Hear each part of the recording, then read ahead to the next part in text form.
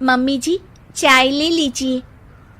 अरे कलमुही, तेरे हाथों से तो चाय पीते हुए भी डर लगता है, कहीं इससे तेरा रंग मुझ पर ना चढ़ जाए। अगर इन्हें इतनी ही शर्म होती तो मेरे इतने हैंडसम भाई को इस तरह फंसाती नहीं। बानी और शिवम की लव मैरिज हुई है। बानी के ससुराल में उसकी ननद और सास हैं, जिन्हें अपने गोरे रंग पर बहुत गुरूर होता है, जिस वजह से वो बानी को सिर्फ उसके सांवले रंग की वजह से नापसंद करती है और हमेशा उसे ताने सुनाती रहती हैं। बानी उनकी सभी जली कटी बातें सुनकर चुपचाप वहां से चली जाती है। तुम माँ और छोटी को कुछ बोलती क्यों नहीं? मम्मी जी बड़ी हैं, हर छुटकी ना समझ, इस तरह उन्हें उल्टा जवाब देना सही नहीं। मेरी जिम्मेदारी उनकी सेवा करना है, जो मैं पूरे दिल से हमेशा करती रहूंगी। ऐसा बोलकर बानी रसोई में जाकर रात के खाने की तैयारी करने लगती है।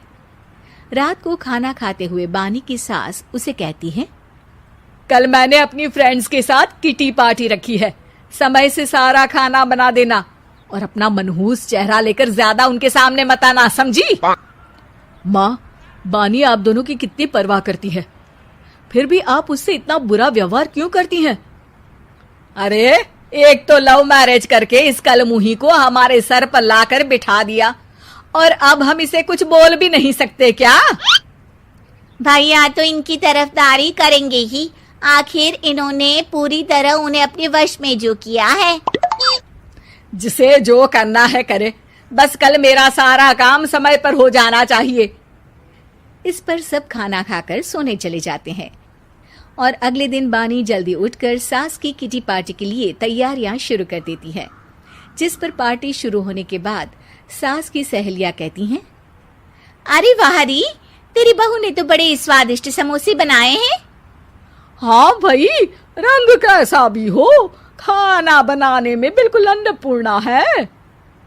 अरे इसकी भी क्या बात करनी, मेरी बेटी से मिलो, इसकी सुंदरता के आगे तो उर्वशी रंभा भी फेल है।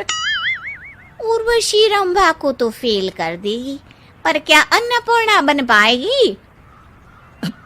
अरे इसे काम करने की क्या जरूरत, उसके लिए बानी है तो, और मैं तो इसकी शादी भी किसी नौकर चाकर वाले घर में ही करूंगी। बानी वापस रसोई में चली जाती है और किटी पार्टी चलती रहती है। उसी रात को बानी की सास गुस्से में चिल्लाते हुए अपने कमरे से बाहर निकल कर आती है।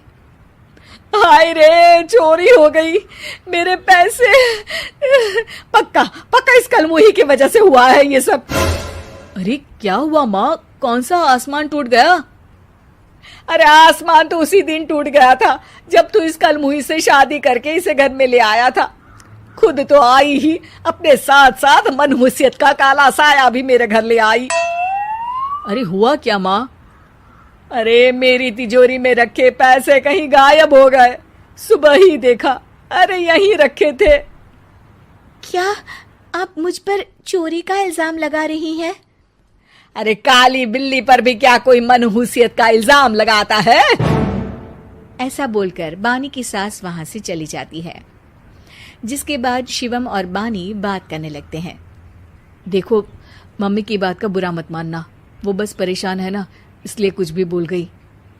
वो परेशान नहीं, मुझसे नफरत की वजह से ऐसा बोलकर गई हैं। उन्हें मैं हमेशा एक आंख नहीं सुहाती। देखो बानी, अगर तुम चाहो तो हम दूसरा घर लेकर वहां शिफ्ट कर सकते हैं। आखिर तुमसे प्यार करके तुम्हें अपनी जिम्मेदारी पर इस घर में लेकर आया हूं, इस तरह टॉर्चर नहीं होने दे सकता। अगर आप साथ हैं तो मुझे किसी चीज की टेंशन नहीं, और आखिर वो हमारी बुजुर्ग हैं, हम उन्हें और छुटकी को इस तरह अकेले छोड़कर कैसे जा सकते हैं। इसके बाद बानी भी अपने कमरे में चली जाती है और अब हर रोज उसकी सास की तिजोरी से पैसे गायब होने लगते हैं। इसी तरह कुछ समय बीत जाता है और वो हर बार हर चीज का इल्जाम बानी पर लगाती है, पर बानी कभी कुछ भी नहीं बोलती। कलमुही नास पीटी, बहू को घर की लक्ष्मी बोलते हैं, ये तो पनौती बनकर आई है, पनौती। एक रात बानी की सास को आधी रात में प्यास लगती है, तो वो पानी पीने रसोई की तरफ जाती है। तभी उसे अपनी बेटी के कमरे में कुछ आवाज सुनाई देती है। हाँ हाँ, मैंने मम्मी की तिजोरी से हर रोज थोड़े थोड़े पैसे निकाल कर हम दोनों के लायक खूब पैसे इकट्ठे कर लिए हैं। और मम्मी आज तक उस सब के लिए भाभी को ही जिम्मेदार समझती है। तुम बस जल्दी से आकर मुझे यहाँ से ले जाओ और हम कहीं दूर जाकर शादी कर लेंगे। मम्मी को कुछ पता नहीं चलेगा, सब मुसीबत खत्म। अपनी बेटी की ये सारी बातें सुनकर बानी की सास भौंचक्की रह जाती है और अपने कमरे में वापस चली जाती है। जब अगली सुबह बानी सास के कमरे में आती है, मम्मी जी, क्या बात है, आज आप कमरे से बाहर ही नहीं आई? आपकी तबीयत तो ठीक है ना?